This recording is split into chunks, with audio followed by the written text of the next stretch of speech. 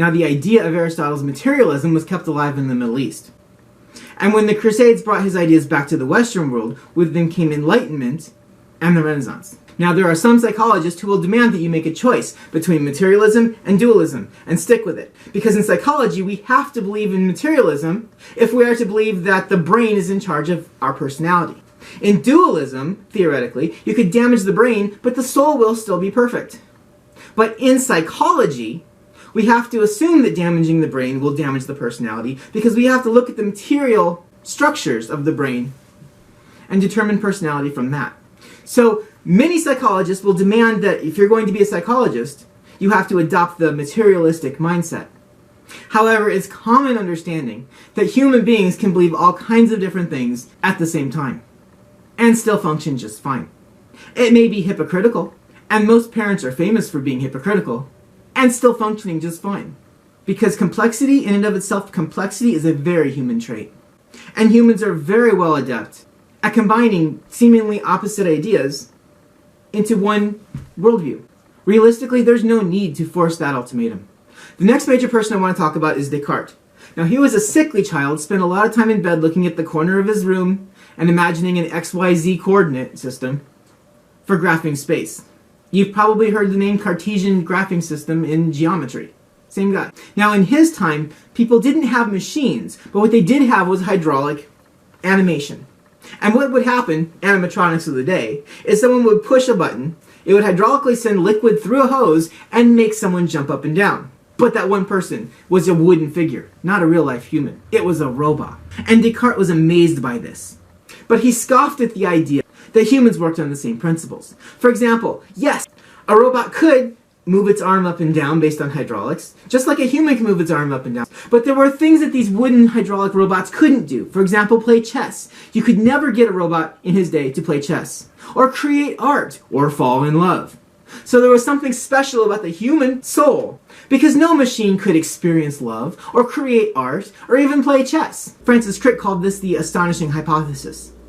Because once people were able to open up the skull and look at what's inside, he found that the brain, what's generally considered to be controlling human emotion, is really just this mass of gray mush. How can this little mass of gray mush be responsible for falling in love? Can be responsible for art and society and poetry? He was outraged to believe that this ugly little mass could be responsible for everything that's beautiful about being a human being. And then some 200 years later, a man named Wilhelm Wundt opened the first psychology laboratory. Granted, the first psychology laboratory was more about physiology, with research into things like how fast do impulses travel through the body, and general research on reflexes. But his lab was the first lab to actually try to find a link between what would be considered the body and what would be considered the brain. Because in dualism, they are two different things, and how they interact was one of the great mysteries of the world. And in certain circles, still is today. So while psychologists in the lab were trying to study how the mind and the body interacted, another psychologist by the name of William James was wondering, why are we even bothering? He saw that the laboratories that were studying psychology, in basements and behind closed doors, were publishing books and a lot of research. But he wondered, how is this actually helping people? How is this helping someone who just lost a parent? How is this helping someone who just had a stillborn child? How do all of these research publications in how fast impulses travel through the body help people who are going through trauma in their lives? James is considered to be the first of what is called functional psychologists, as in, how does this affect our real lives in the real world, as opposed to structuralists who are studying things in the lab about the structures of the body. But even James didn't like being called a functionalist, because what is that? He preferred the idea of a pragmatist. While those structuralists are in a lab studying the structures of the body, he wanted what he called pragmatic results. Results that can be effective in the real world. As in, psychology should have effective reasons for being in the real world, or else it's useless. Now, structuralists like Edward Titchener totally disagreed. And when century psychology agreed, they did so in fervor. What they would do was they would publish the results, publish their arguments against the other side in journals, and then the other psychologists would get so enraged that they would write a letter and publish it in a journal, and they would argue back and forth with the entire world watching, well, reading. But their idea was to write these letters and publish them in order to infuriate the other psychologists who had different beliefs and make them angry enough to publish a letter of their own. So early psychologists really did not like each other. Now, Edward Titchener was a stickler for details. He was the type of professor, his wife would dress him, walk him out the door. He'd walk into his classroom every morning, dressed in his college robes. He'd take off his college robes, hang them up, lecture for exactly the number of minutes he was required to lecture, go back to his college robes, put them back on, put his hat back on, and walk to his lab and research for the rest of the day. And his life in the lab was just as meticulous. He would research things like how many frequencies can the eyes see? What exactly can this human body feel in terms of touch? How many frequencies can the ear hear? He'd test it, he'd publish it, and then William James would get angry and ask him why he's doing such irrelevant things. But he was a researcher. That was his job. That was psychology for a structuralist. Did this help in the real world? Didn't matter to him. To him, psychology was about researching things in the lab, and science isn't about what happens outside the lab. Now, another researcher named Pavlov, and I think you probably heard of him, he was the one who works with dogs. He was a Russian working at about the time of the Russian Revolution in World War I. He would wake up, get dressed, walk across the street, and there would be armies at each side of the street fighting each other, shooting bullets. He'd walk through the street into his lab and continue his research from the day before, with gunfire all around him. Well, one day he was studying salivation in dogs, and he noticed that a dog would actually start to salivate before the food actually arrived. What he did when he studied this is he looked for why the dog was salivating, and it turns out there was a bell above the door, and every time the dog heard the bell, the dog would begin to drool. And he found this was interesting because in the real world, dogs shouldn't drool at a bell.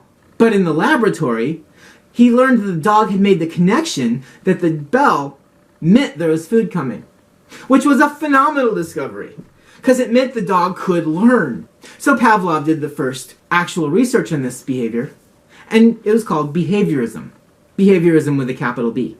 And behaviorism even today is one of the most effective treatments for dogs and rats and pigeons and even humans. Pavlov also made the first observations of what would later be called PTSD in dogs, because in Pavlov's lab there were dogs. And psychology labs are usually found in the basements of buildings, somewhere you can have that big, huge table and bolt it to the foundation so that nothing short of an earthquake will ruin an entire experiment. Well, being that this lab was in the basement and in a swamp, it means that there's a chance for it to flood. And one day it did flood. And during this flood, the researchers all ran into the street. And then they started to realize, no, we have to save those dogs. So the researchers ran back into the basement, pulled the dogs free. Now the dogs are in their cages. As the water's coming up, they're noticing the other dogs, well, dying, drowning.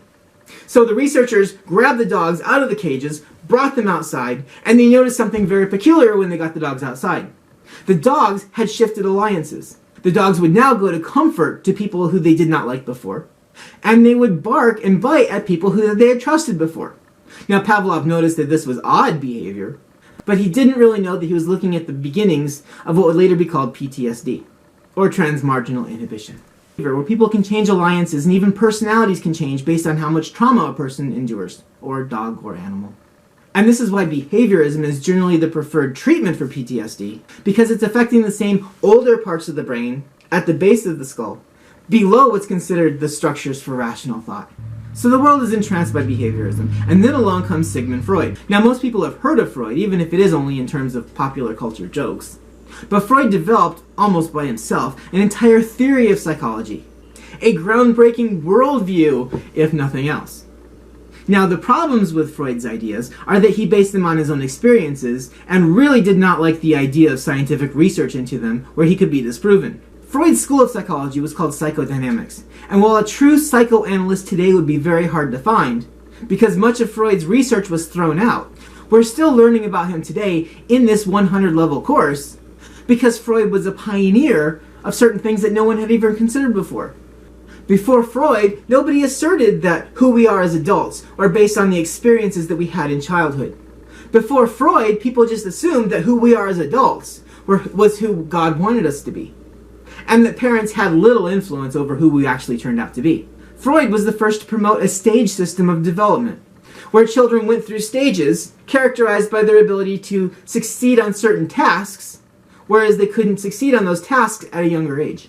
He was also the first to promote the idea that we do not actually understand why we do things. That we have this unconscious, where we hide all of our hidden urges that work themselves to the surface in terms of behavior without us even knowing about it. That we have hidden urges and drives that yearn to be satisfied, and that we suppress those urges. And the harder we push down on them, the more inappropriately they'll bounce back up, for unconscious reasons that we are not consciously aware.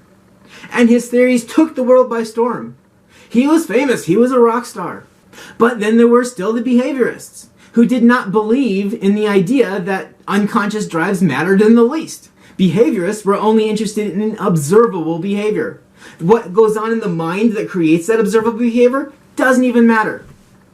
Only observable behavior can change the world. And behavior is learned